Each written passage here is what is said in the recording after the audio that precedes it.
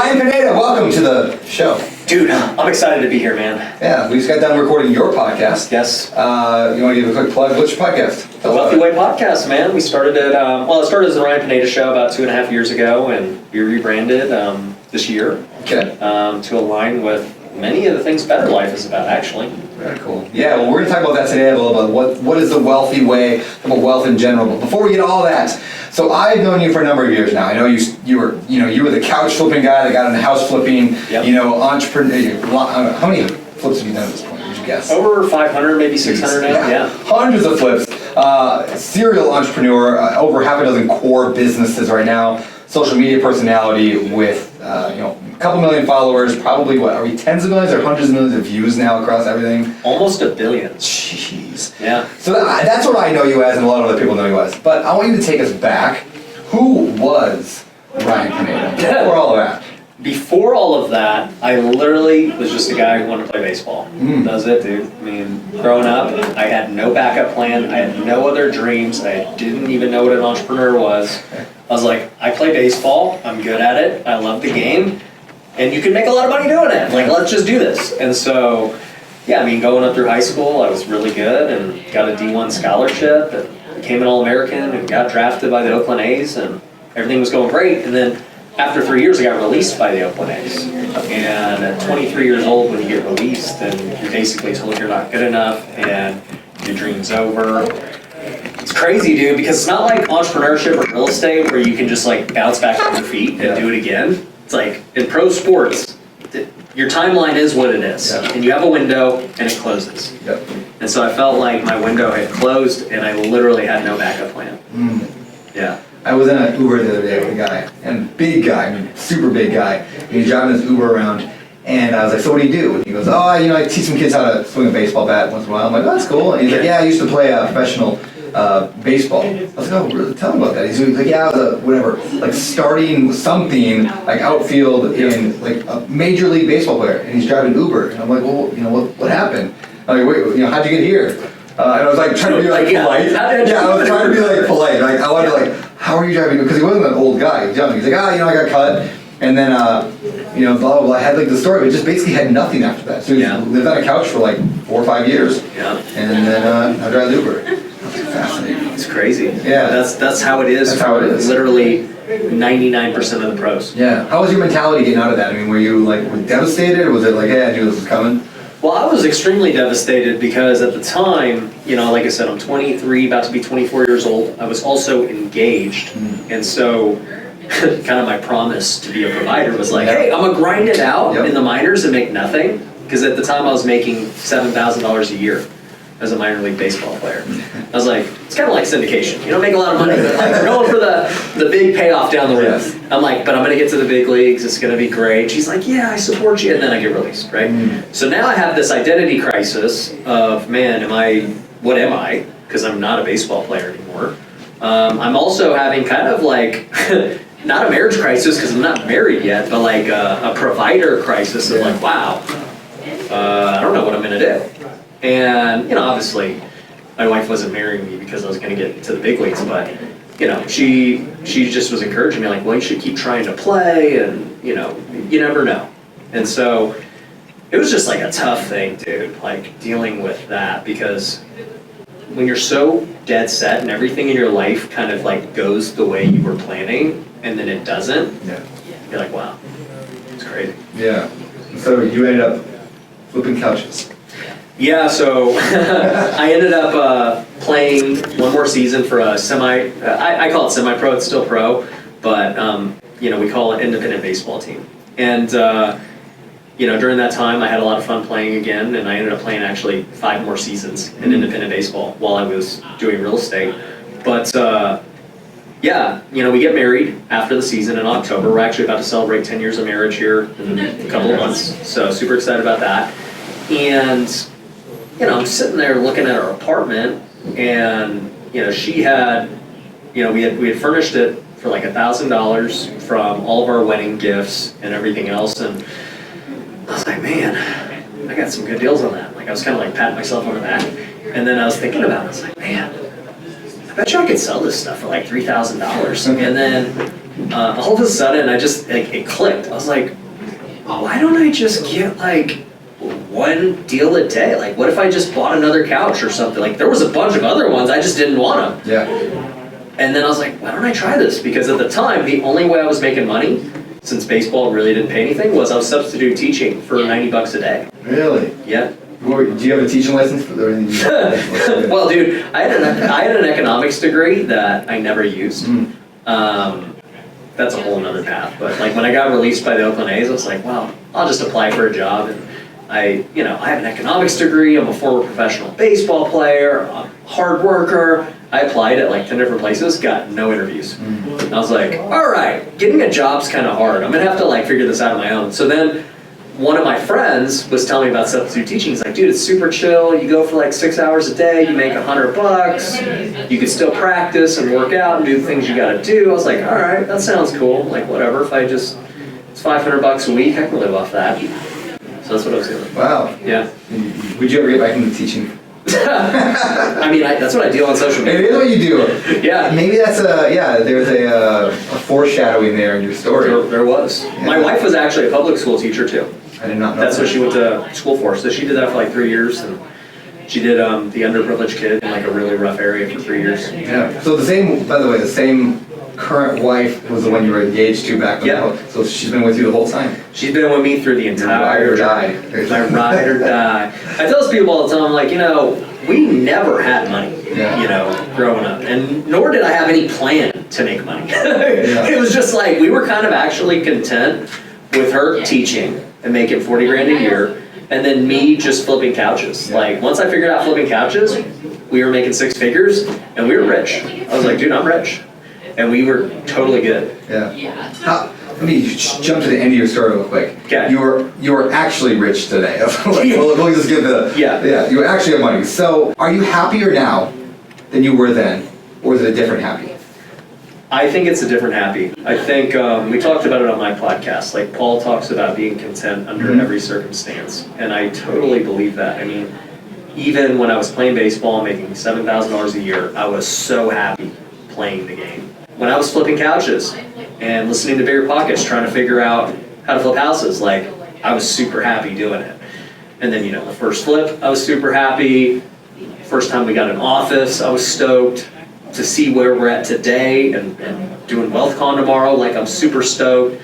So yeah, I don't think my joy has ever changed, right? And I think that comes from faith in Jesus, but obviously I'd rather be rich than not rich. So like for sure, it's better to have wealth than everything else. Do you think wealth, let's talk about wealth for a little bit and we'll go back to your story. Does wealth, the Bible warns a lot about wealth, right? So what's your current view on wealth? And obviously that's a huge piece of your brand today is the wealthy way. Yeah. So how do you reconcile wealth with biblical teachings on wealth? Yeah, the Bible talks about money more than any other subject. And it's kind of crazy. Like more than salvation, more than marriage, more than helping the poor. It literally talks about money more than all of them. And I think God knew that money would have the biggest stronghold on us over everything else. It would influence our decisions far more than we could ever imagine. Yeah. And, when I look at wealth, most people think it's about money. And I think it is to a degree when you're first starting out. Like you're just trying to survive. You're trying to make a buck. You're trying to, eventually provide for your family. And so it's about money. But then there becomes a certain point where, you make money, you provide, but then you're still unfulfilled. Yeah. And you're like, man, okay, maybe I'll make more money. That'll do it. And then so people start doing that. And they're like, man, I made more money than I ever thought. Yet I'm still unfulfilled. Yeah. And so I started to see this in the entrepreneurial world, in the real estate world, and I was like, man, dude, all these people are unhappy. And I just told you I was happy when I was making $7 grand. Like, why is that? And you start to boil it down to, everything. You realize that wealth is so much more than just money. Wealth is your health, right? I mean, if you're in bad shape, you can't move. It does not matter how much money you have. A guy who's a billionaire with cancer will happily trade places with somebody who's on the streets, right? It's also about faith, right? We just know that if you don't have faith and you don't know where you're going, you don't know what your purpose is, you're going to live like an unpurposeful life. So, there's a spiritual element. Wealth is about lifestyle, right? Like doing the things that you want to do, going on vacation, having a schedule that you just enjoy to do. Like, when I see people who are like, dude, I love to sleep in, and that's my job, or not my job, but my business allows me to. I'm like, that's great. Then you get people who are like, dude, I love waking up at 5 and just hammering it out and going. I'm like, that's great. You're living the lifestyle that you want. When I think about my lifestyle, where I don't work weekends, I leave the office every day at 5. Like, that's the lifestyle. I love it, and that's exactly what I want for my lifestyle. So, those all play to it. And then, the last part of wealth is relationships. And, at the end of the day, it's like, man, nobody wants to be solo and alone. God didn't create us to do any of that. And so you look at it and you're like, man, how many great relationships do I have with successful people, with my family? My sister's right there. My parents, my spouse, my kids, sacrificing everything, thinking that, oh, well, I'm sacrificing for my kids now so I can build this thing, and then, they'll get it down the road. And it's like, I've yet to see that work out for anybody. And I'm not trying to miss my kids' early years. Yeah. I'll sacrifice. And they're like, well, because you already make them. I'm like, no. Like, do you think I've hit my goals of what I want? No. Like, I could easily go work way more. And I would have fun doing it. Yeah. But, I also understand that I'm going to regret it. Do you get the question often from people? Because I do, and I'm sure you do. It's like, when's enough, Ryan? When's enough? Like, why do you have to keep building more? Yeah. Why not just stop? That's a good question, dude. Well, I think this is a whole different topic, but when I see people talk about their financial freedom numbers and stuff, and they're like, oh, I need to make this amount of money, then I'll be financially free and I'll be good. For one, once you hit it, you realize you're like, okay, like what's next? This isn't enough. When you factor in inflation, you're like, okay, this is not enough, right? But two, the thing that happens is like, just that mindset, like how selfish is it that you're like, oh yeah, I'm good, so I don't need to work anymore. Yeah. It's like, dude, that is like the most selfish thing you could say. And it's like, dude, if God gave me the ability to go create businesses and create jobs and to build wealth, and I can now go give it to other people, I would be acting in disobedience doing anything otherwise. I become a huge golfer. I love golf now. And I think about it a lot because I'm like, dude, just like this fantasy, it won't happen. I'm like, what if I went back into pro sports and I just went hard at golf, right? And I'm like, what if, like, I know what it takes to play pro sports. I'm not a dummy. So I'm like, what if I just practiced for 8 hours a day? I gave it all up and I just pursued the dream.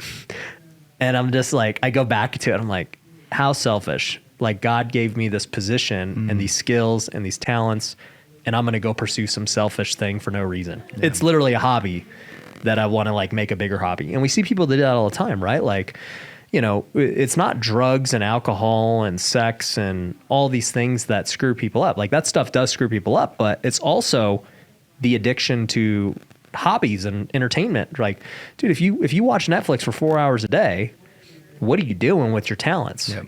You play golf with the boys, whatever, like you're the retired guy who plays golf every day and that's all you do. Like, what a waste of like living your life. Yeah. And the key is there, what you said too, or a big piece of this is you still have a lifestyle with your kids, with your family, with your wife. So it's not like, I think people have this idea, and this comes from just limited mindset and maybe Hollywood movies, is rich means you work 100 hours a week and you're a jerk to your family. Yeah. And so when they see a guy like you who has money, or me who have money, and they're like, oh, well, why would you abandon your family like that to go make money? And it's like, no, I'm going home for dinner in a little bit. Like, I'm gonna I'm gonna go hang out with my wife and kids tonight at a show in Vegas. Yeah. Like, yep. So if I was doing those things, and if you were doing those things, I think I have a good reason to ask you, as a brother, be like, Ryan, what are you doing, man? Like, you haven't talked to your kids in 6 weeks. Like, yeah. You need to work on this. But if you're still able to maintain that, just people can't understand that. They think if you make $1 million a year, versus somebody who makes 100,000, you are working 10 times more hours than the person making 100,000, right? Like, but our work is not linear like that. No, not at all. Yeah, I think once you, I don't want to say I've mastered business, but you reach a level where you realize like, oh man, I can put this amount of work into it and it gets outsized returns because of the systems and funnels and processes that we've built.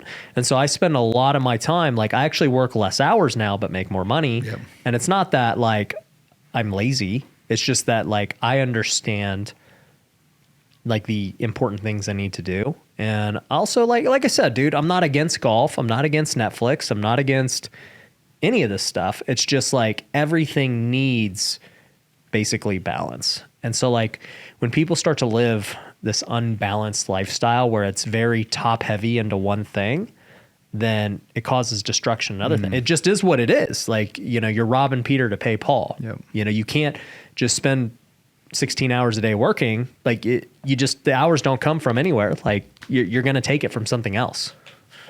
That is very true. So what are the dangers of wealth, the financial wealth? We'll talk about that. What if people are not careful? Are there downsides? Hey, let me tell you this crazy story that happened once to me that completely transformed my life. So we were running the Bigger Pockets podcast for years, struggling, having difficulties, and like had no systems, no processes, didn't really know what we were doing for years at the beginning. And then at one point I got frustrated and I threw my hands up and I said to my friend who was helping me run it, one of the members over at Bigger Pockets, I said, we just need somebody from like NPR to come in and just clean up this whole thing and make this show amazing. And she laughed and said, we're never going to get someone from NPR. We're Bigger Pockets. We're not going to get that. Later that day, I get an email. The subject line literally says, I was a producer from NPR looking to help Bigger Pockets grow. Completely blew my mind. We hired this guy, Kevin. He transformed the podcast, made it this incredible show that it is. And then when I launched A Better Life with Brandon Turner, guess who I called right away? Kevin. I'm like, Kevin, make this show awesome. And he has helped in so many ways. He's a consultant. He helps with the editing. He helps with figuring out what the show is going to be about. And he wants to help you too. That's right. He's now consulting for other people. So if you want to check him out, go to podcastpointman.com. Podcastpointman.com. He's got some free resources there, like some training, a quiz to help you kind of figure out where you're going and what you're going to do with your podcast. And he's awesome. So check it out, podcastpointman.com. Hey, this is a quick ad for wealthier people, like millionaires and those making a few $100,000 a year or more. If that's not you, feel free to click that little skip ahead 15 seconds button and get on with the show. But for those who are still here, I want to let you know that I wrote my first piece of fiction. It's actually not that tall of a tale. It's a short ebook I wrote called How to Invest $100,000 in Real Estate with No Tenants, Toilets, or Trauma. It's like a story designed to showcase the difference between being an active landlord and a passive real estate investor, and to help you make the best choice for your financial future. So get it today, right now, by going to www.odcfund.com/100K. That's 100K. I think it's addicting, right? I think making money can become an addiction like any other addiction, right? So, you know, with addiction, it just goes back to it's destroying other aspects of your life. And so if it becomes addictive to starting businesses and the thrill, and you know it's going to... So like one thing I think about, a recent example would be a guy like Tom Brady. And I don't know the ins and outs of his marriage or anything like that, but basically from what it looks like, you know, he had done everything in football. Yep. And he had made some kind of deal with his family that he was done, and then he wasn't. And then he got a divorce, and then, you know, it's like, when's enough? Yeah. Yeah. Right? Like, Yeah. and for him, he's like, well, I don't feel like I'm done. I want to keep playing. And if you don't support me, then you're a bad wife. We're done. Yeah. Right? But it's like, I don't know. She supported you for like 25 years. You've been in the NFL for like 25 years now. Like, so at what point does it not become about you? Yeah. So yeah, in the Bible, you know, it's clear to lead on the addiction thing. Like, there's that whole section in there about you can't serve two masters, right? Yep. God and money. It's like take your pick. Who are you going to serve? And so when things become that addiction, then that becomes the master, right? Whether it's drugs, alcohol, sex, whatever. Once you get addicted to a thing, that becomes your master, and you can't serve God and another master at the same time. yeah, and I think that this is the thing, right? I mean, we're both Christians, so it's easy for us to understand, but it's hard for a lot of people to understand. But like when you have God directing your path, you have a higher authority, not yourself, because most people consider themselves the highest authority. And so subjectively, as a flawed human, if I feel like I should be doing this and you disagree with me, there's no higher authority to say that I am wrong or anything, right? Yeah. So like when my wife and I have a disagreement, it's never, well, sometimes it's subjective, but if it gets too subjective, we at least have an objective higher authority at which we can say, hey, What does God say about this? What does the Bible say about this? And it'll become very clear, you know, who's in the wrong. We might both be in the wrong. We might be acting with pride or ego and, you know, whatever, right? We both might be being selfish. So it just kind of clarifies things. Whereas other marriages, when they don't have that, and you have two subjective people who have different beliefs, that's why there's a lot of drama. But I actually forgot what the leading question was to that. I think, I don't remember. What was the question? Remember? I don't remember. It was basically. Start with God and money. Yeah. So that's what I was going to say. So like with you know, not serving two masters, if I am having a problem with, man, should I spend some extra? Because you can make an argument for anything you want, Sure, right? Yeah. So it's like, I have made this argument. I'm like, babe, she's like, you know, you seem like you're working a lot. You're on these calls at the house. You're not present with the kids. You're on your phone. And I'm like, well, babe, you know, we're starting this new thing. It's going to help a lot of people. And like, I got to do this for everyone. And so like on sometimes she's like, all right, you know, like, as long as it's not like a ongoing thing that's going to just be like a new habit, right? If it's a season, you know, the business is struggling, we got to, you know, bear down. She understands that. But the moment things become like habitual, becomes the problem. And so like, I have to lean on God for discernment of, man, I got to check my heart. Like, am I really doing this for the right reasons? You know, am I spending enough time with my kids, my wife, but am I also still serving beyond just my, because like there's the other side too, where it's like, hey, I'm not helping anyone else because I'm just only with my family. That's also not good. Yep. So it's like, it's tough. Yeah, it's a tough balance to try to figure out where to land on that. But you know, I'm always, it's one thing I'm always concerned, and I'm always analyzing is, where am I right now with when it becomes the ambition to build wealth and businesses. Yep. And then, am I being a good husband and father? And it's hard to be good at both of those. Very hard. Yeah. So like trying to balance. And I think the answer, the book, The One Thing from Gary Keller and Jay Papasan, there's a great quote in there that I'll probably butcher here, but he basically says, there is no such thing as work-life balance as work-life balancing. It's a verb. So as long as we're constantly, you know, rebalancing all the time, like you're walking on a tightrope and you're left to right, like you're always balancing, you're okay. Yeah. So I think it's when you stop asking these questions. Yeah. 100%. Yeah. Cause like, I'll tell you, at the end of 2022, right, we all went into turmoil in real estate. So my balance went way over in the scale of like, okay, I got to work and like, get some crap done. And I'm like, babe, this just is what it is. Yeah, the enemies are at the gate. I got to go. And she's like, I get it, right? And then there are times where I've been like we just kill it. And I'm like, all right, I'm going into vacation mode. I'm chilling and, you know, whatever, right? And then like, the business side be like, hey bro, like you're kind of neglecting us. Like we need you to get back to center. And so, yeah, it's always this thing. Yeah.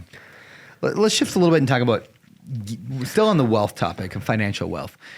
And this is something, again, I struggle with very much, is how do you decide to spend money on something like a new house? Like you're buying a new house right now, right? And I have two houses, right? Yep. I got nice cars. I got nice stuff. How do you decide? Except nice watch. Except not just an average watch. just an Apple Watch. You know how much do you know, actually, true story, I'm going to get back to the question. Do you know why I bought this? Why? Because it has a cellular built into it, so I don't have to take my phone. It was a how to be a better husband, father goal for me. So I can leave my phone at home and not take it in the house, and I have to communicate entirely off of this a lot of the times. Now, I'm not great at it. So a lot of times you'll just ignore it. You're like, this ain't worth it. Yeah, I'm like, if I got a text again, it got my words wrong, I'm like, I'll deal with it another time. Yeah. And so this actually was designed to take me away from screen time. Now, has it worked?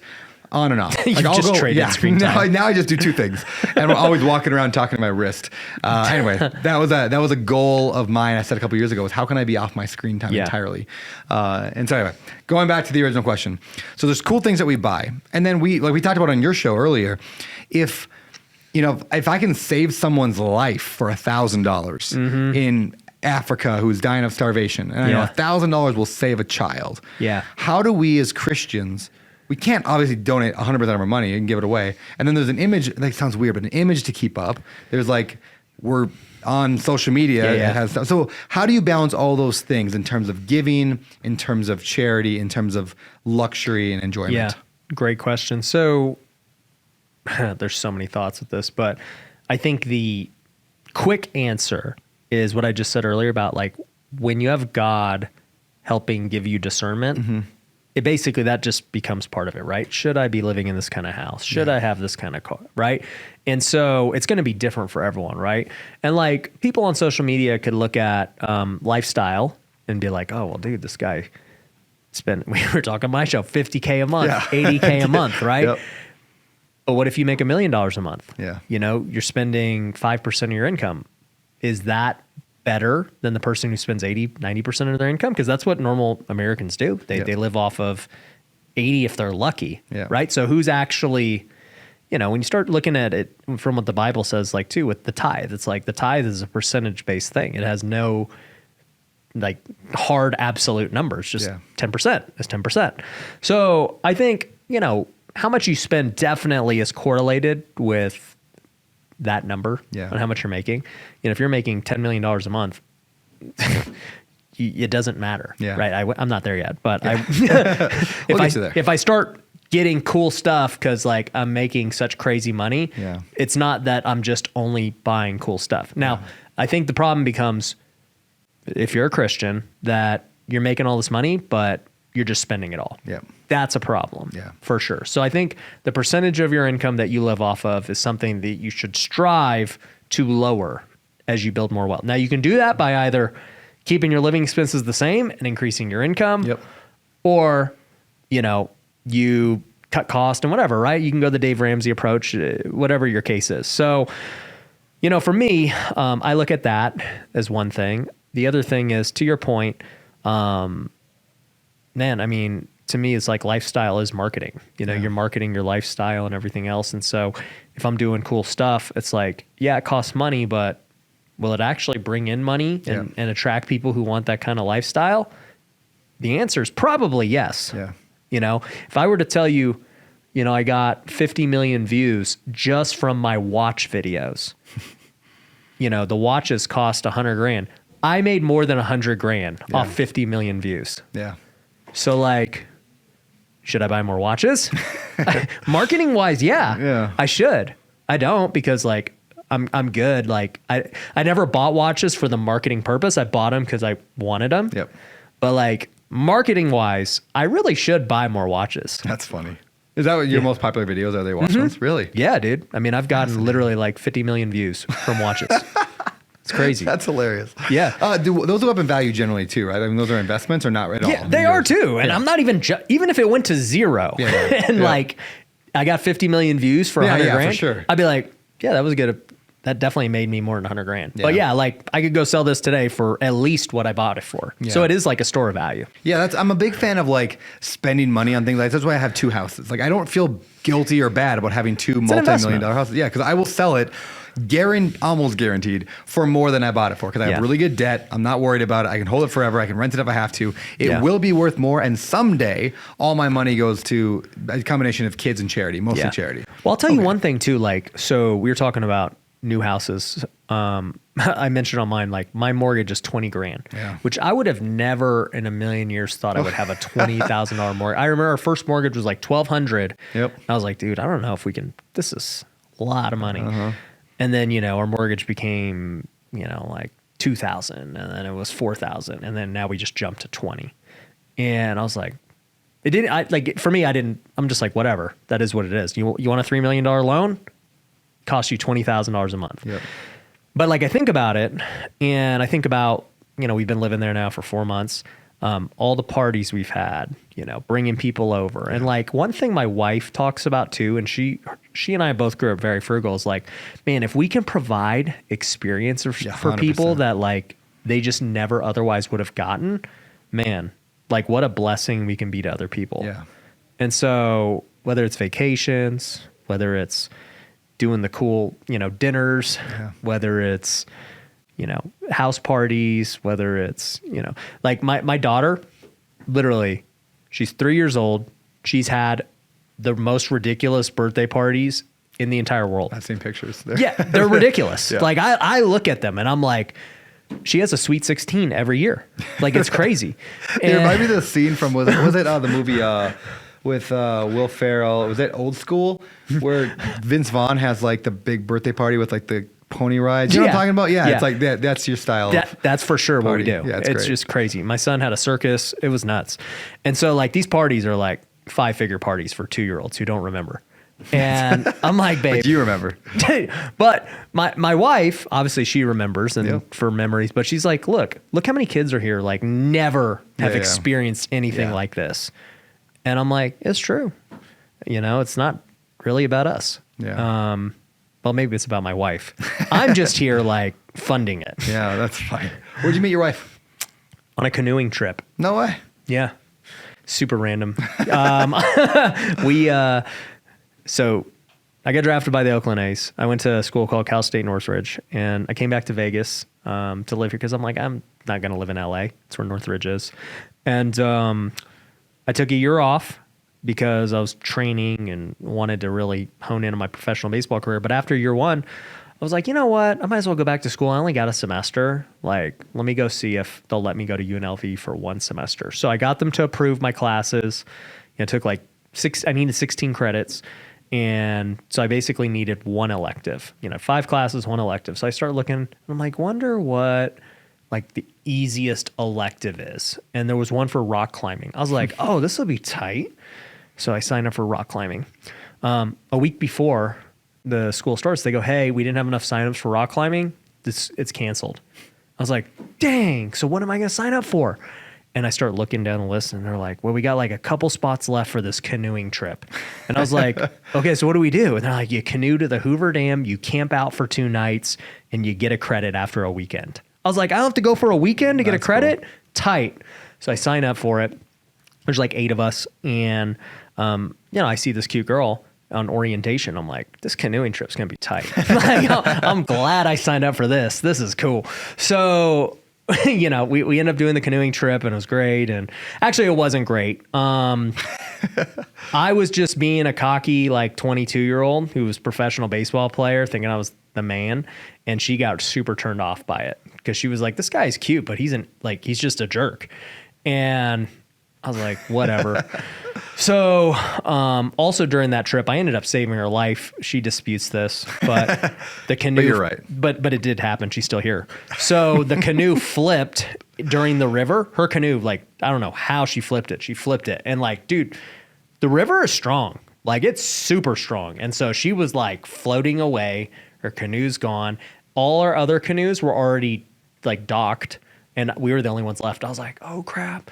So I'm canoeing, freaking me and my partner are canoeing. Then we grab her and her partner, and then like we get them to shore. So that's like the story.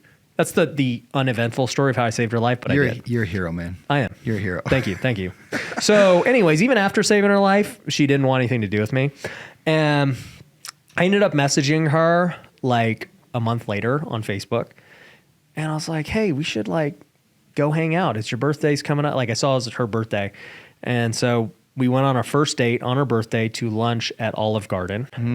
It was fancy, and it was good. But to tie up that story, the reason I talked about the rock climbing was, after we got together, she told me that she's like, yeah, it's crazy because we almost would have never met. And I go, why? She goes, because I signed up for a class that got canceled. I go, what'd you sign up for?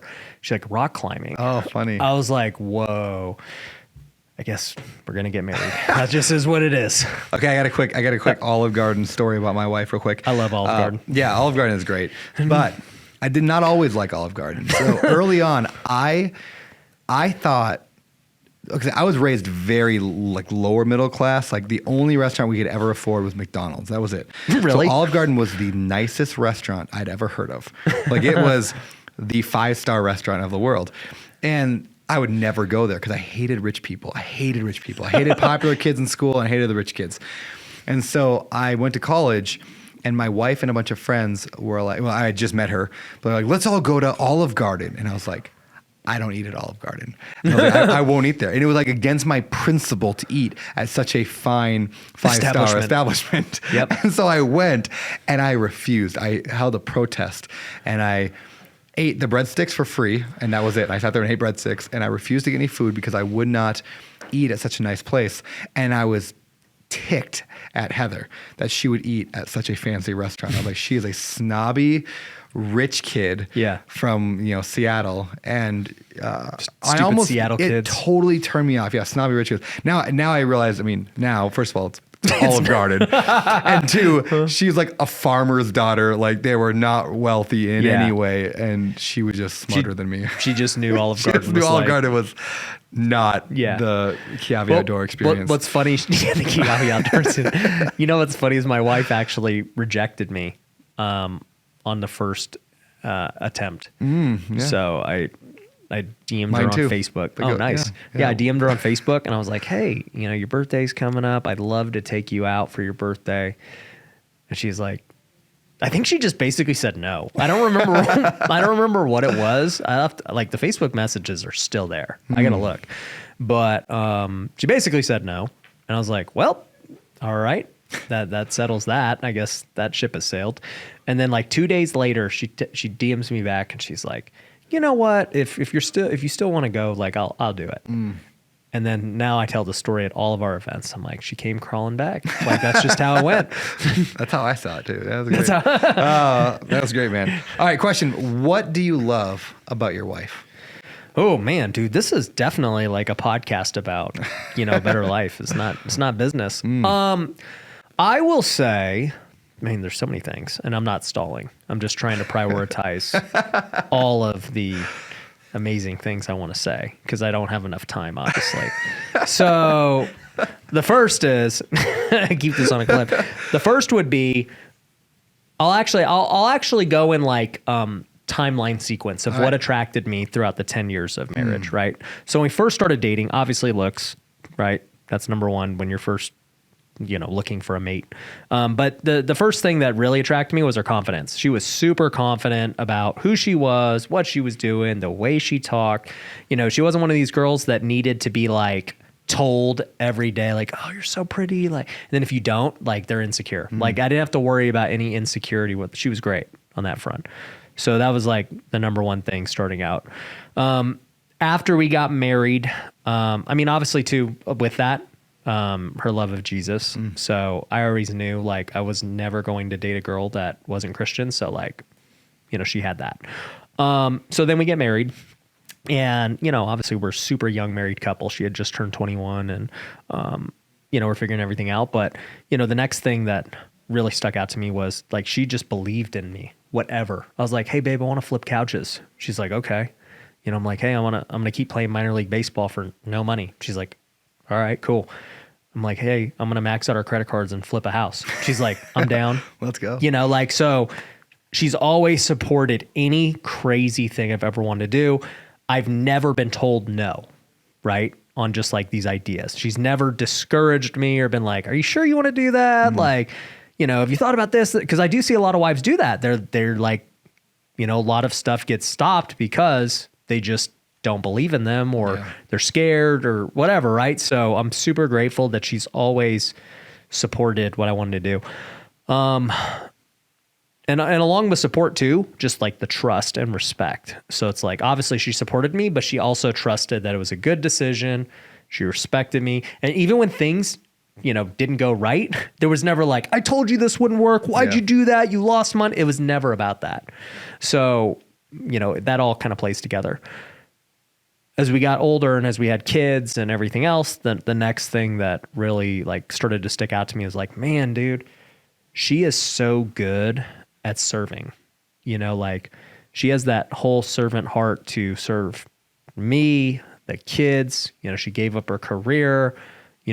Whatever the family needed, she was willing to do, right? So, servant, everything. And then today, as we celebrate 10 years of marriage, we both have grown as people. We both have changed a lot. We're expecting our third here in like a month. Oh, wow. Yep. So, we're going to have a family of 3 now. And I think that she has become very like entrepreneurial and like leader.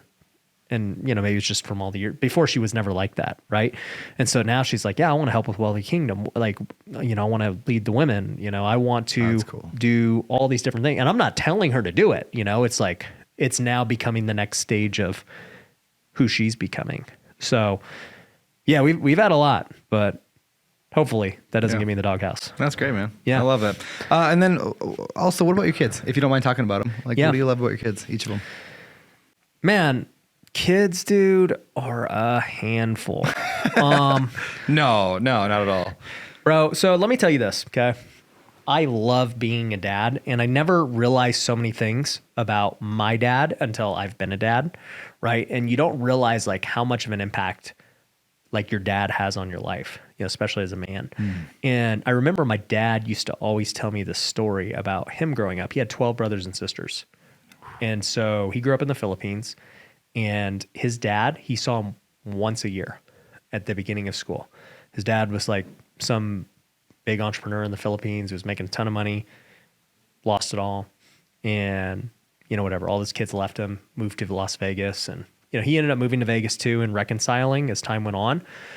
But I just remember my dad telling me, like, dude, I saw my dad literally once a year. And it was at the start of school. He would take him to go buy new clothes and shoes and stuff. And like, that was it. And so like the housekeepers and stuff raised him. And he would tell me, he was like, Ryan, I never like want that to happen to you. Like, I'm going to be here for you with everything. And so he did exactly that. I mean, he figured out how to provide, took me to every baseball practice, got me every coach I needed, supported me on everything I ever wanted to do. And even to this day, he actually works for me as a project manager. That's cool. And he doesn't have to. Like, you know, we take care of them. Like, we bought him a house and cars and everything they need. They could, but he just wants to support some way, somehow. So, when I think about the wealthy way, I did not realize like the influence my dad had on it, because he was the perfect example of a child neglected by their dad. And, you know, he broke the chains and changed that with me. And so when I had kids, you know, I knew like I was going to not be like what I saw other entrepreneurs doing, but I also had such a rough experience with my son, James. So, you know, to go a little deep in the story, 2019, my son was born in January, 2 months premature. And, you know, it was crazy because my wife she started feeling pain. She's like, I think I need to go to the doctor. We didn't think she was like going into labor or anything. Yeah. We were just like, all right. We go in the doctor. He's like, dude, you know, she's having contractions. She's at this dilation. I honestly didn't even know what that meant. I was just like, okay, so like, when do we get to go home? Like, what's the deal? And he's like, yeah, she's staying here, bud. And I'm like, okay, so how's the baby? Like, the baby's going to be coming, but we're going to try and slow it down. And I was like, the baby's coming? And he's like, yeah. And I was like, I mean, the baby's not supposed to come for like 2.5 more months. Like, is it going to be okay? We didn't know the gender or anything.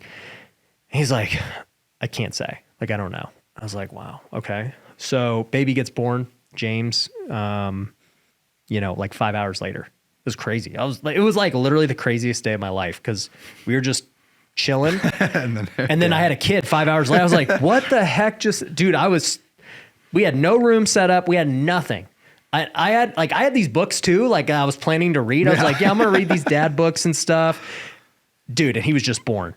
And so he couldn't breathe. He couldn't eat. He couldn't do anything. And so he was in the NICU for 2 months.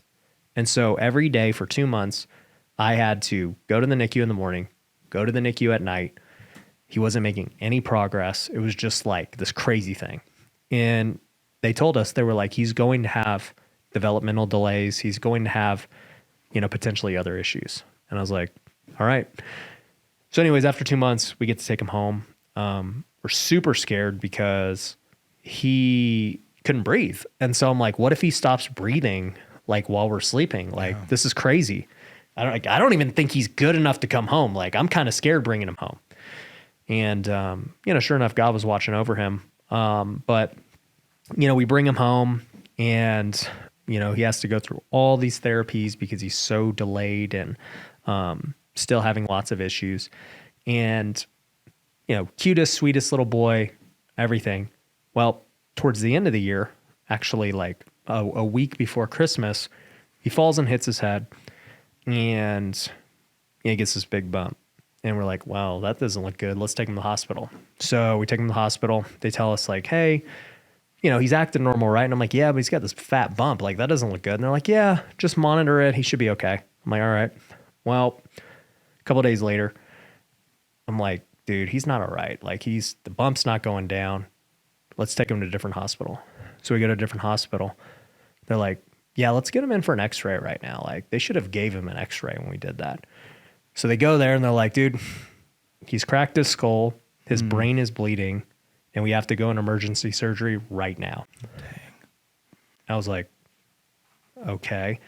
Like, so he's going to have brain surgery and, that's what's going to happen. I was like, okay, well, once again, it's like deja vu. I was like, what's the odds of survival? Like, this is as serious as it gets. And like, we can't say.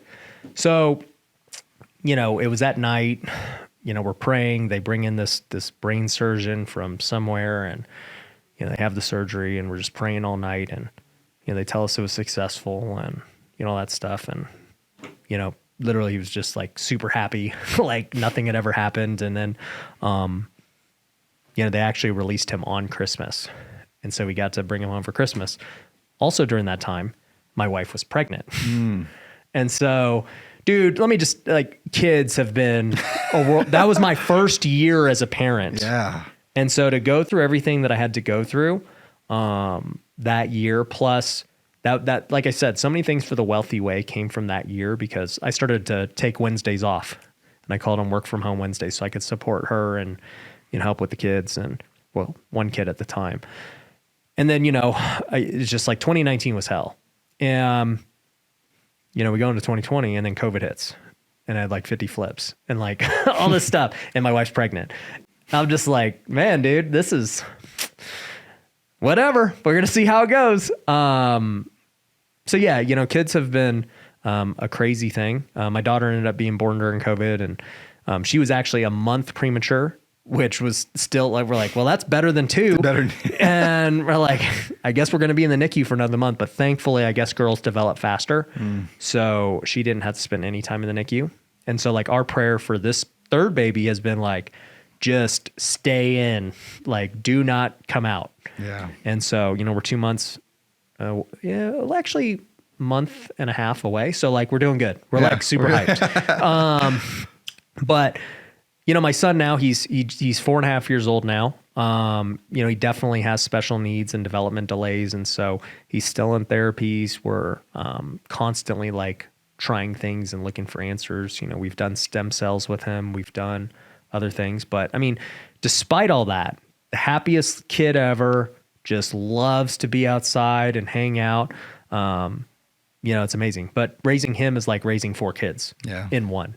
And so we're like, another kid's nothing, you know? And then my daughter, completely normal, and she's actually very advanced, and she's just a lunatic, and she's like me in very many ways. And so she's amazing. So yeah, dude, I've had a very crazy experience with kids in a short amount of time. And like I said, I think that's what has influenced the wealthy way so much, is because like, I know what it's like to almost lose a kid twice. And, once you've like gone through it mentally, where you're like, wow, like he could be gone. You experienced it to the closest at which you could experience it. And it changes your mindset. Because once he was back, I was like, oh dude, I'm not missing any more moments. Like work is just not worth it. It's not.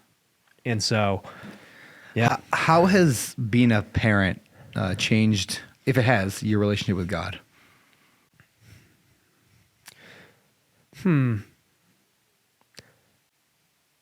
I think the big thing with kids that's changed is up until this point, I've had a decision on everything I've done. I got to decide who I married. I got to decide if I want to start a business, if I want to hire somebody, fire somebody, whatever, right? With kids, you kind of get to decide. But once you have the kid, you don't know how they're going to be. Yeah. You don't know how they're going to turn out. You don't know what choices they're going to make. that's complete. Like, obviously I can do my very best to love them and create a great environment, but they're still going to do what they want to do.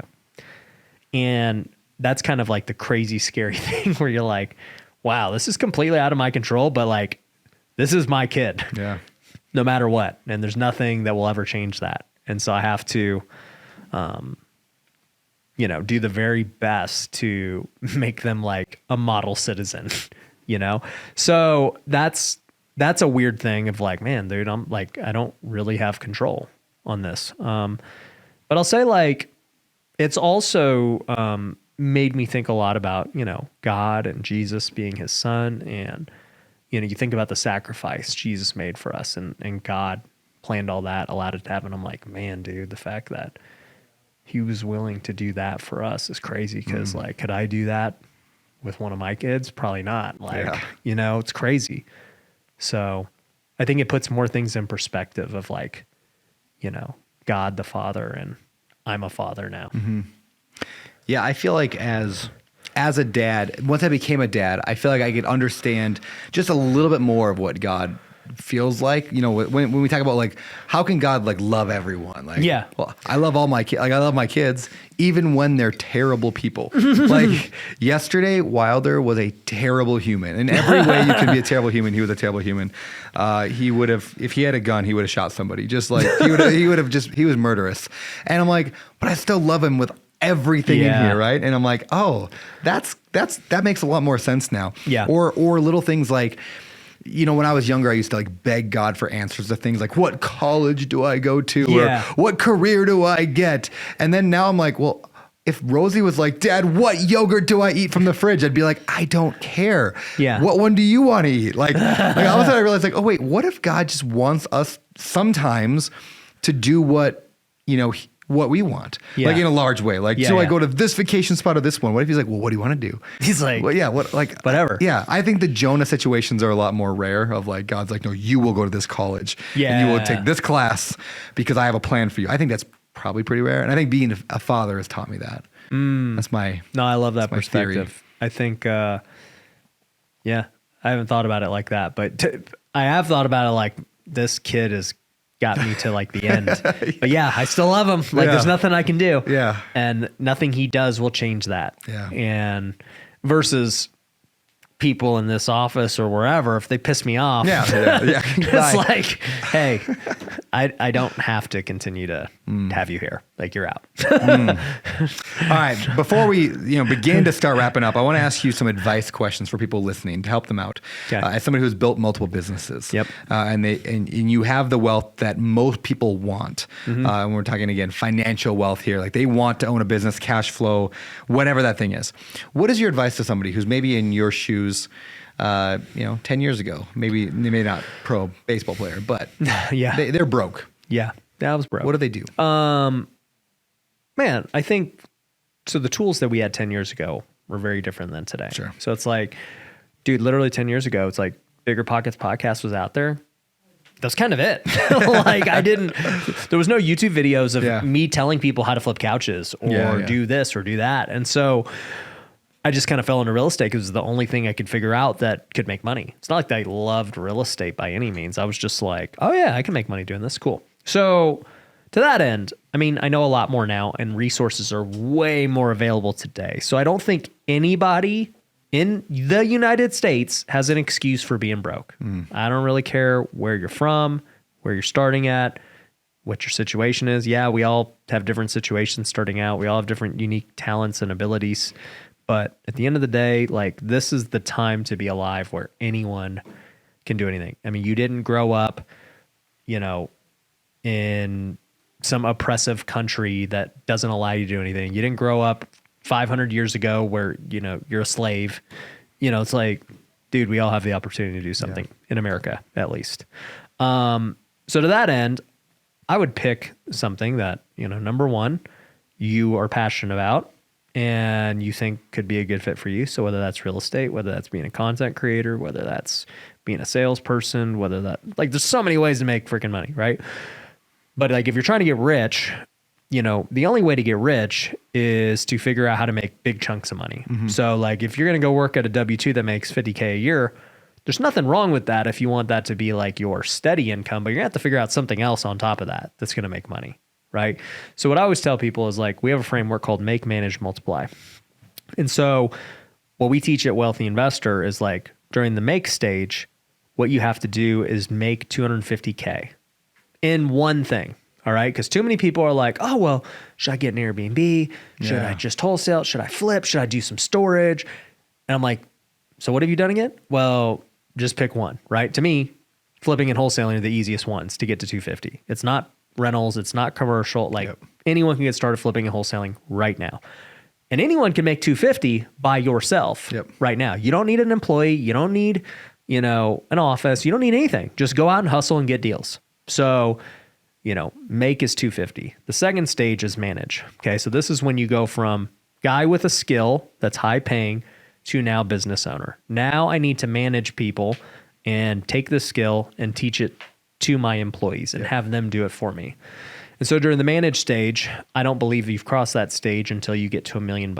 Okay. So until then, let's just say you pick flipping houses. Cool. You did it on your own. You made 250. Now we're trying to go build a 7-figure business. We're going to go hire a sales guy, a marketing guy, whatever, right? Cool. You learn a whole new skill set because now you still know how to run your ARVs. You still know how to hire contractors and raise money, but you don't know how to hire people or manage them or keep them accountable or do KPIs. You don't know any of the organizational things that you wouldn't learn until you reach this stage. Nor is it relevant in the make stage. Your KPIs don't matter when you're just hustling. So, and too many people get caught up on that. Like, well, freaking, what about my LLC? And should I get this spreadsheet? I'm like, bro, get a deal. I don't care. So then you go to the manage stage. You make $1 million. Now you go to the multiply stage. And the multiply stage is where, if make is when you turn into a hustler guy who's making money, manage is a business owner, then multiply is investor. This is when you now have a business that's spitting off cash. And so how do you multiply the cash? Well, there's multiple things you could do. You could reinvest back into the business and double down and turn it into a multi-7-figure business. Option 2 is, you keep the business running and growing, organically. You don't throw fire on it and you start using that capital to buy real estate or whatever, right? Start investing it into whatever your investment vehicle is. Because the way that I'm using real estate right now in this example is not an investment. It's a job. It's just making you money. Sure. Right? So now you start buying rentals. And this is why I always tell our students, I'm like, guys, do not buy a rental if you are broke. What's the point? It's not going to change your life. Flip or wholesale it. That's going to change your life.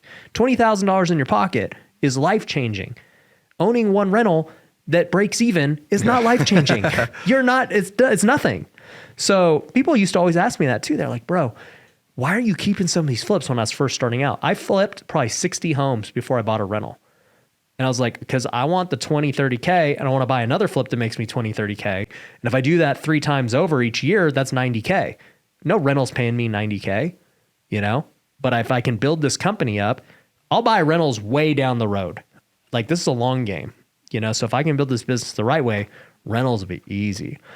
So anyways, you get to the multiply stage, you can start buying rentals, you can reinvest in the business, or, like most shiny object entrepreneurs, you can start a new business. At that point, you've successfully built a 7-figure business. You've now earned the right to try and use those same skills in a different product. Most people, once again, they're in the make stage. They're like, I want a rental. I want a second business. I want to do and I'm like, that's why you don't get anywhere. That's why, yeah. So when do you double down and build the other businesses? Because you have a lot, I have a lot. Yeah. So are we just the exception? Well, I think, man, there's so many schools of thought here. So a guy whatever, Hormozy, he's been on my podcast and spoken at the events too. And he's talked about it a lot of just do one thing for 10 years and just don't do anything else. Right. And it's true. If I only focused on flipping and I did nothing else, my flipping business would be bigger than it currently is. But as an entrepreneur, you also start to realize there are ceilings to the scale at which you can reach. There's only so big you can make a house flipping business. Yeah. I did 100 a year for 5-6 years straight. It's do I want to do 1,000? No, I'm not doing 1,000 flips. It sounds terrible. nor is it like very scalable, right? Like, I mean, we saw what happened with Zillow and Open Door. Like when you try to scale a house flipping business, it's like it just breaks. It was never meant to do that. But when you try to scale tech, it's very seamless. Yeah. It's like you build the tech once, every customer you add literally adds no new complexity. Yep. It's just recurring. And so I started to understand that, and I was like, wow, okay, there's different levels to scale in different industries. And so it's like content, massive scale, education, massive scale, tech, massive scale. Real estate has scale in syndication and other stuff, but not flips and wholesales. And so it doesn't mean flipping and wholesaling is bad. It just means like back when I was couch flipping, there was a cap to what flipping couches could do. It was like I could make 100, maybe 200, but that's it. Flipping houses, maybe I could make 10 to 20 million in gross revenue if I really went all in on it. But like that is the cap, right? In education, I mean, who are the guys? I mean, Tony Robbins and Cardone, these guys make $100 million plus a year in educate. Okay. So, I mean, that cap's bigger than flipping. What do the tech guys make? I mean, they make billions. So, you start to notice that each industry has a cap. And so as an entrepreneur, you have a choice. You can continue in your niche, which, if you're in a lower tiered niche that has a lower cap, you will inevitably, if you're good, hit the cap. But could you be building towards something that's much more scalable? And you have to decide that, I would say, this is my advice. If you're just starting out, right, and you don't have all the things you want in life yet, you're better off doing one thing.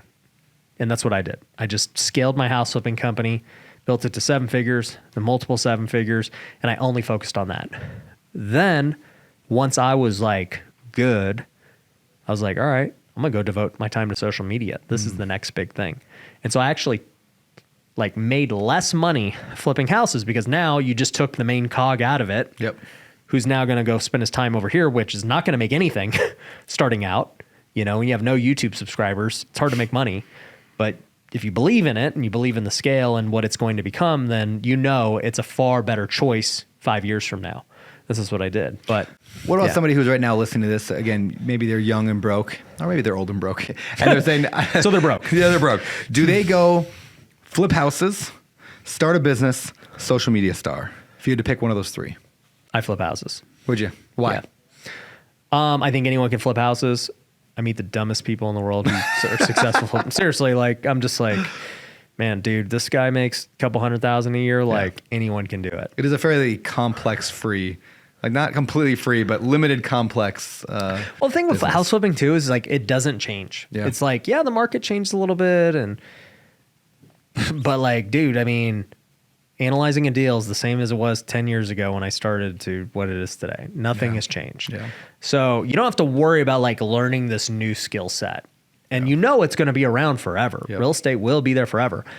The problem with social media is like, one, it's harder. Yep. It is harder to stand out on social media than it is to become a house flipper. 2, it changes nonstop. Yep.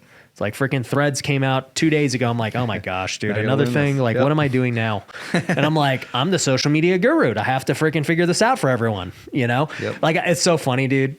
Within 12 hours, I just posted my first thread. And people are like, Ryan, what are you and your team doing to capitalize on Threads? What's the plan? What are you guys talking about behind the scenes? And I'm like, what do you mean? Like, I have no data. It's just started 12 hours ago. What do Yeah. you mean? What's the plan? You're in charge, man. You gotta tell us what to do. Yeah, I'm like, the plan is I'm gonna like Post. make some, I don't even know what they call them, threads. Yeah, I don't know either. And Post thread. I don't know. Whatever. I'll see how they go. Yeah. So, but no, like, Which so- is refreshing to hear that Yeah. you don't have it all figured out. Heck no, dude. It's literally all testing all the Yeah. time. Like we'll have great months of social media and get freaking 100 million views. And I'll be like, the next month it gets 10 million views. And you're like, what happened? Why did this month suck? Yeah. It's just like, it's so random. So social media is hard that way. And also too, social media is not guaranteed to monetize. It's only as monetizable as you are as an entrepreneur. Yes. So, for these people who have no entrepreneurial skills, even if you do build a following, you're still probably not making money because you don't know what to do. Yeah. Which always blows my mind about like TikTok. A lot of TikTok creators where they're really clever people and they have really clever things they do, right? And you're like, oh, that's so funny. And then you're like, wait, how are you making any money? And they're not. They're not. It's just a hobby for them that they spend their full-time life doing. Well, they just have never like getting attention is a skill. Yep. And monetizing is a skill. 100%. That's what I tell our clients at Pineda Media. I'm like, guys, okay, there's two types of people right now. There is the pure content creator, AKA the Mr. Beast when he was first starting. Yep. And then there's the pure entrepreneur, AKA everyone who's been on the Bigger Pockets podcast who you've never heard of. Yep. Right? So like these guys are really good at business. Yep. They're terrible at everything else. So the most impressive people are those who can combine them. Yeah. You, me, Hormozy, Grant, Patrick Bet-David, because they've figured out how to be a content creator while also being a great entrepreneur. Yeah. Now, if you can mash those together, it's the cheat code. There's literally no better cheat code in business. Elon is the same thing. Yeah. Elon literally he bought a social media company to do this. Okay, like It's a baller move right there. yeah, he knows. Yep. They all know. Mark Cuban knows. That's why he went on TV. Like Yep. ever since Shark Tank, Mark Cuban wasn't who he was. He's from the old social media, and now Yep. he's on the new social media. Yep. Kevin O'Leary's the same way. All these TV guys are now merging to social media, because they know they need it. And so it's like, yes, if you merge it, you have the cheat code. All right, repeat after me and then fill in the blank. Okay. The key to social media success is blank. The key to social media success is consistency.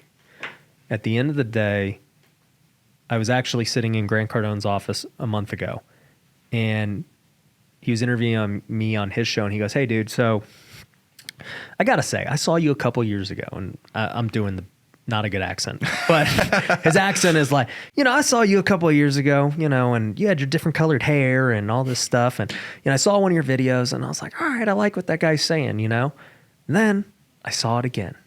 Then I saw it again, and it kept popping up on my feed. And, I saw it for months and months and months. He's like, and I knew you were going to be successful. You know why? Because you're consistent. He was like, too many people, when it comes to social media or anything in life, they go really hard at something for a little bit and then they stop. And he's like, you just have been consistent. Like there's not a week that goes by I don't see you. And it's true. Like in the last 3 years since I've been doing social media heavily, I've not missed a week. Yeah. Like content goes out every freaking day, And if I know I'm going to be gone for a week, I film double the week before. So you would never even know. And so consistency is the key to winning. And it sucks for people to hear that because they're like, well, isn't there like a trick to go viral with ChatGPT or whatever the case is? And I'm like, sure, those are tools you can use to help come up with ideas and stuff, but you still got to make the videos every day. Yeah. Like if you don't release content every day, what are you doing, right? If you're in a real estate business and you're not talking to sellers every day, how good's the business going to do? Yeah, agreed. Right? If you're in any industry, if you're a sales guy and you don't talk to a lead for a week, are you going to close? And that's a realtor's problem. Realtor's problem is they get some leads and then they go and show them and then the pipeline is dry. So like we are just constantly making content. And the cool thing is when you're constantly making content, you get data on what's working, what's not working.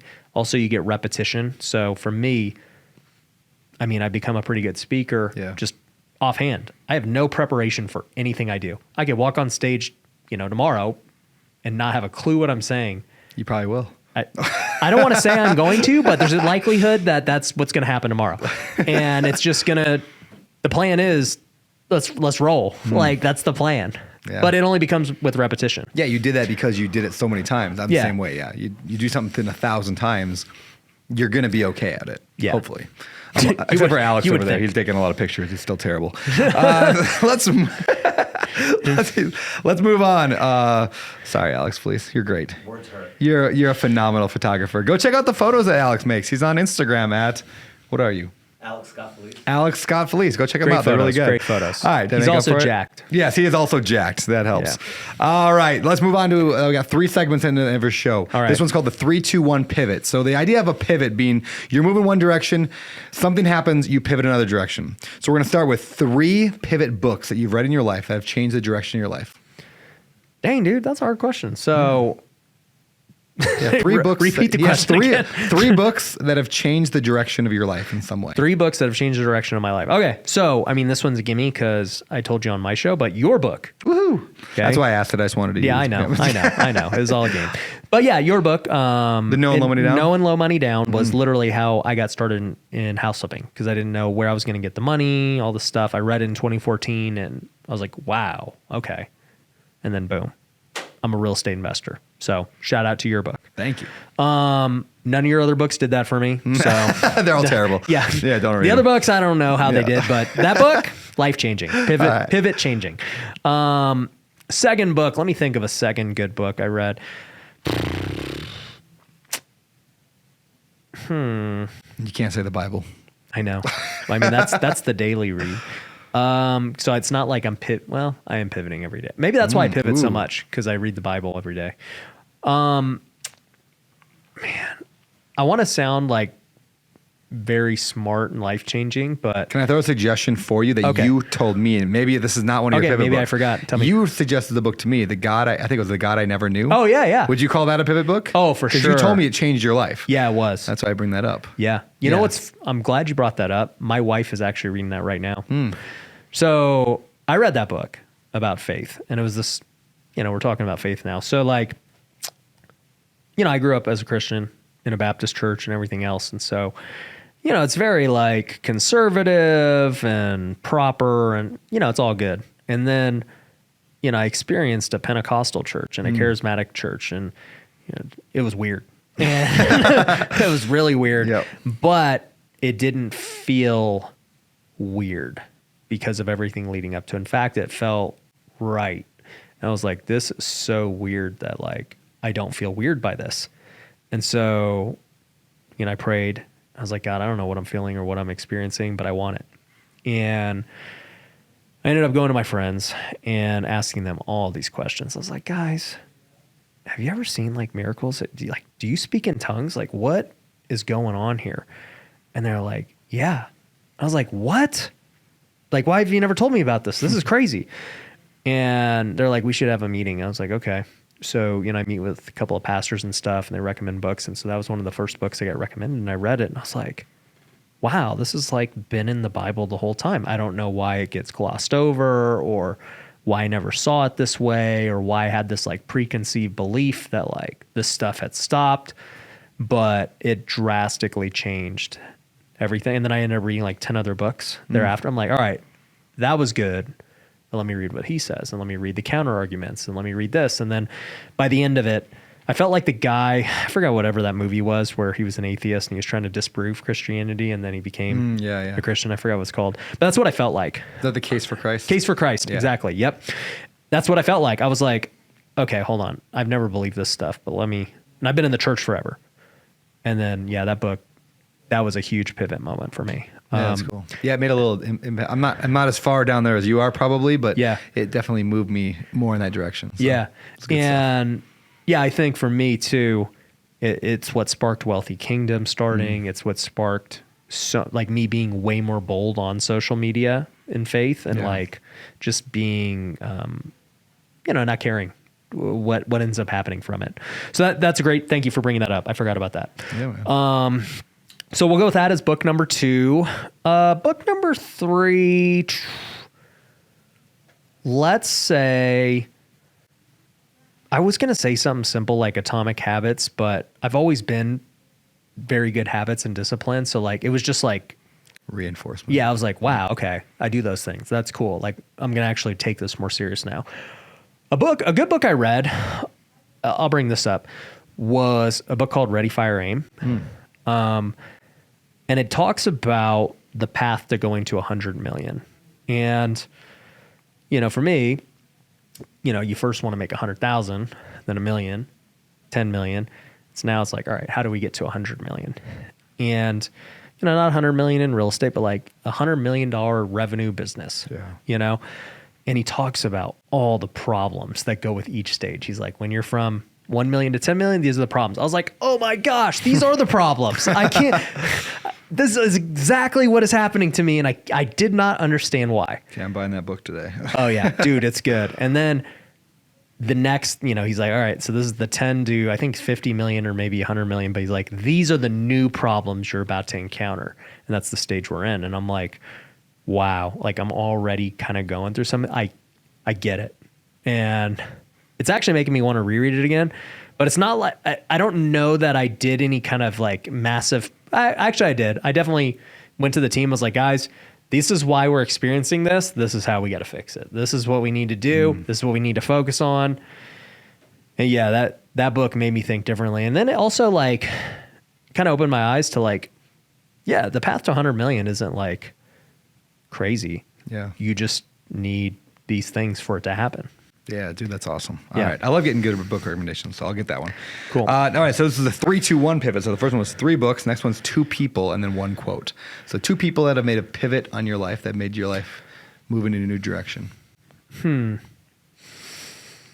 2 people that have made a big pivot. Do they have to like have been personal, or could I have like watched a YouTube like Sure, that's fine, yeah. whatever? Okay, so taking Jesus out of it, obviously. 2 normal people. You know what sucks is like whenever I get put on the spot like this, I don't do a lot of reflecting. That I've learned that about my life. Like I read the book and then it's like gone. I'm just like it absorbed into my DNA, whatever it needed to, and then I don't even remember how it got there. Yeah. So like so much of the wisdom and things I've learned over the years, I don't even remember how I got it, but I'll say this. So one guy, I was actually with him just now. So he is top of mind, but I can for sure say he's affected me a lot, was my business coach, Gary Harper. Okay. And so he's actually a partner with us now. He runs one of our coaching programs called Wealthy Business. And so I hired him at the beginning of 2020. And literally, he turned me from like a guy who was hustling into a legitimate business person who That's could, cool. like I never had built an organizational chart. I didn't know what SOP stood for. And I had made millions. Yeah. Like I just didn't know anything because I was a baseball player. I was just like, dude, let's just get deals and make money. He's like, bro, have you ever done a pro forma? Have you ever done a budget? Have you ever like, do you have any kind of like hiring thing, or you just bring them off the street and I was like, we don't have any of that. So he helped me legitimize that. And that is what actually allowed us to open so many more businesses, because it was like very plug and play with his system.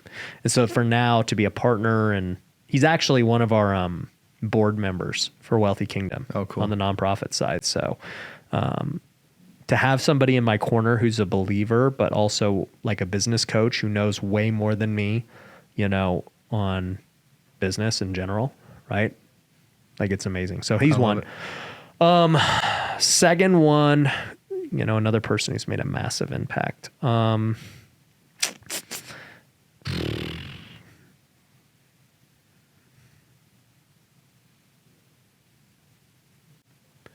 It's hard to say, man, because you like have different seasons in your life. So I could be like, yeah, I mean, when I was playing baseball, this guy was super impactful.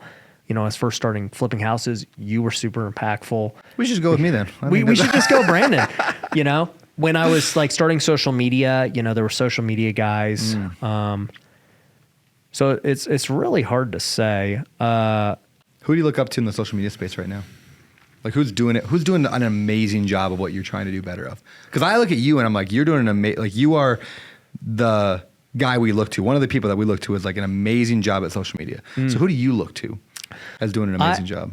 I like what Steven from Diary of a CEO is doing. Oh, God, he kills it. He's so good. Everything he's doing is just really, really good. Yeah. So it's no surprise why he's blown up. I think on a short form side and like shorter videos, Hormozy obviously kills it. So he's doing great. Cody Sanchez, you know, they're the hybrids I'm talking about. Yep. Where they're amazing business people, but their production value and their content is just so good. Yeah. So, and I think too, I think about this a lot. Well, I don't think about it a lot, but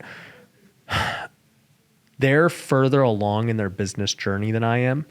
And so like, they just know more, and you can't trade experience for anything else. Like I can learn from them, but until I actually do it, you know, it's hard to have authority on it. Plus like I can only have authority on what I've accomplished. And, you know, they've been through just a lot more in business. Cause like even in my business career, I mean, I retired from baseball in 2017. So I've truly only been in business for 6 years. Like that's what I've really actually focused in business.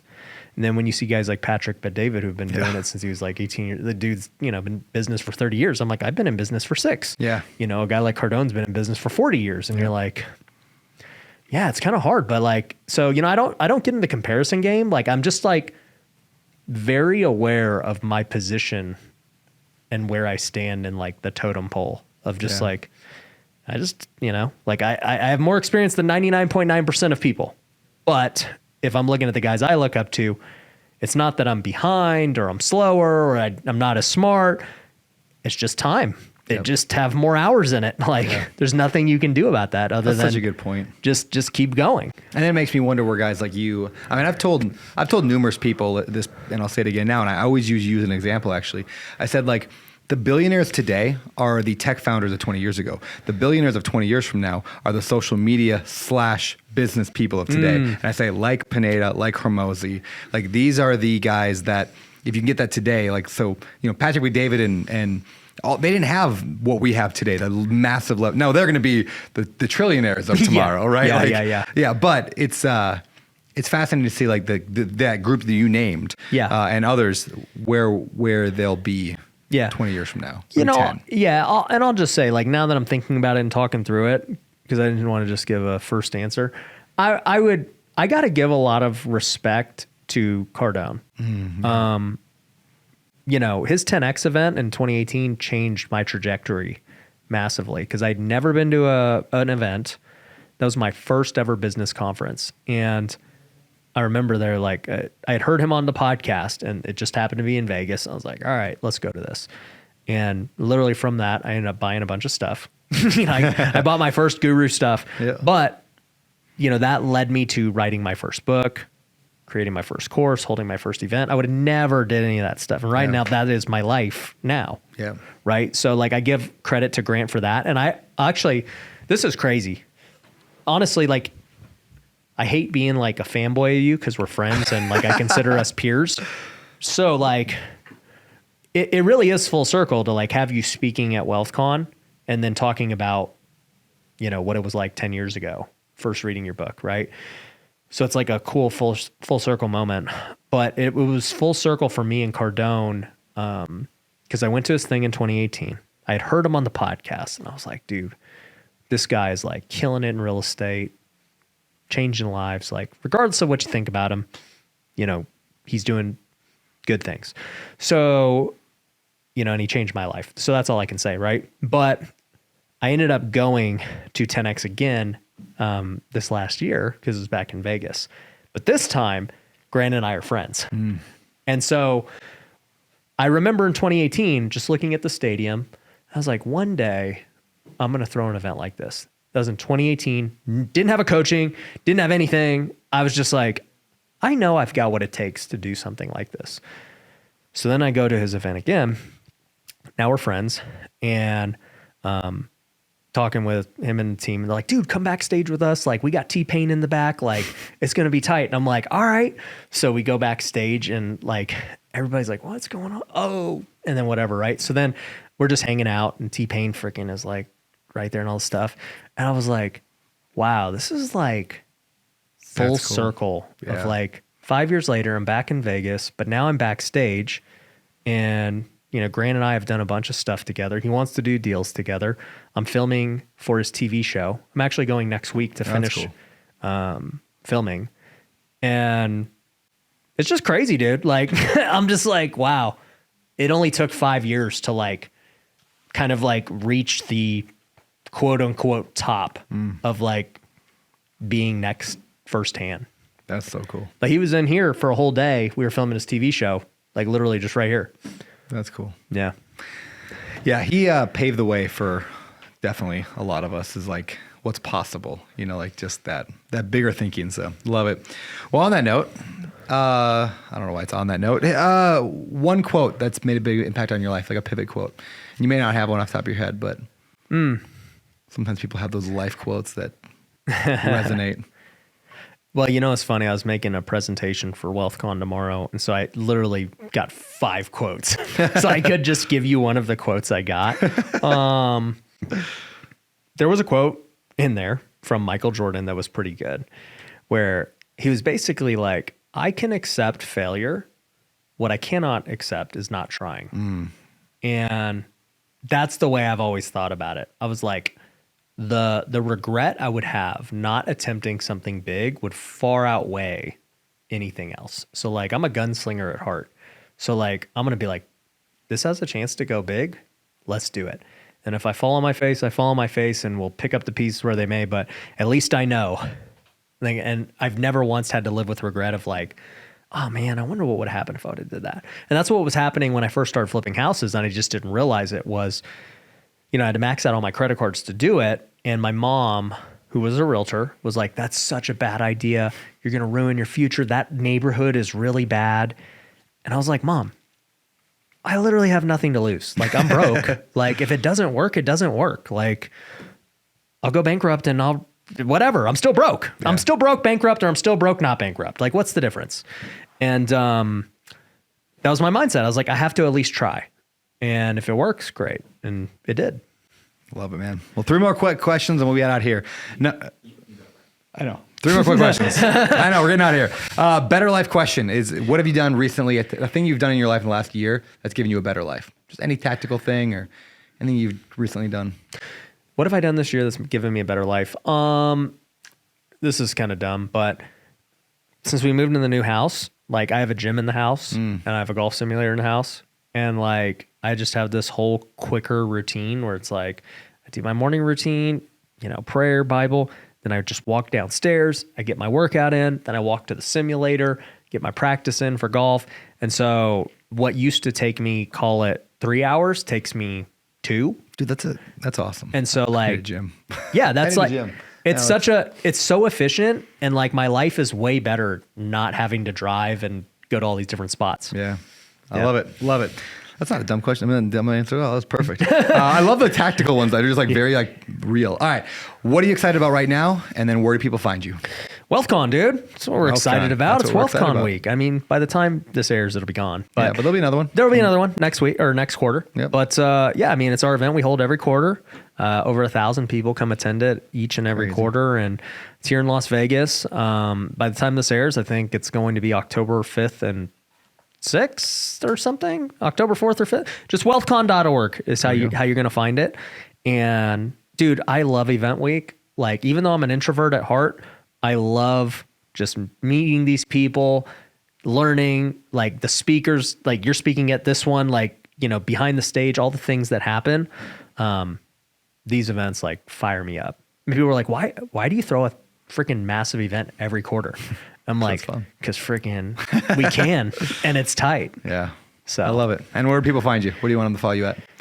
Threads. Find me on Threads, Twitter, you know, everything. No, honestly, the best thing to do is just, I'd go to wealthyway.com. Okay. You can get all the things we've talked about on the show, like with the book, with free resources and all this stuff. Perfect. Yep.